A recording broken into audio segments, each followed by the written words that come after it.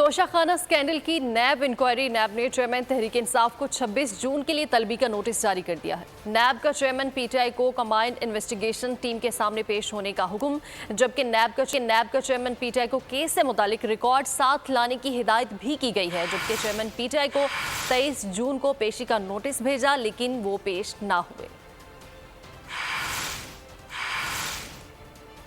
आपको बता रहे हैं, चेयरमैन पीटीआई के खिलाफ तोशाखाना केस और तोशाखाना स्कैंडल की नैब इंक्वायरी। नैब ने चेयरमैन तहरीक इंसाफ को 26 जून के लिए तलबी का नोटिस जारी कर दिया है।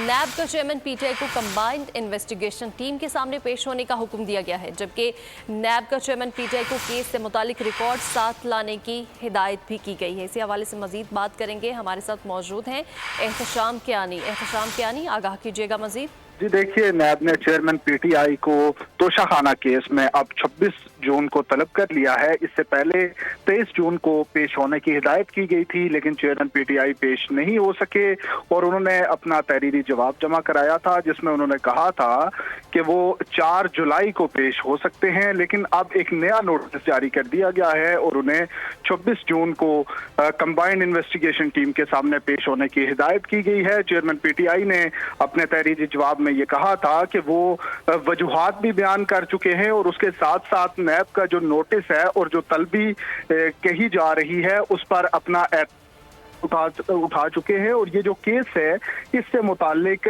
इस केस को भी वो चैलेंज कर चुके हैं और 4 जुलाई को वो नैब के सामने पेश हो सकते हैं, क्योंकि उससे पहले उनके ज़्यादा दहशतगर्दी अदालत और दीगर अदालतों में पेशी का शेड्यूल है, तो उससे पहले पेश नहीं हो सकते। ठीक है एहतशाम कियानी, बहुत शुक्रिया। तू की जाने यार अमीरा, रोटी बंदा खा जाती है।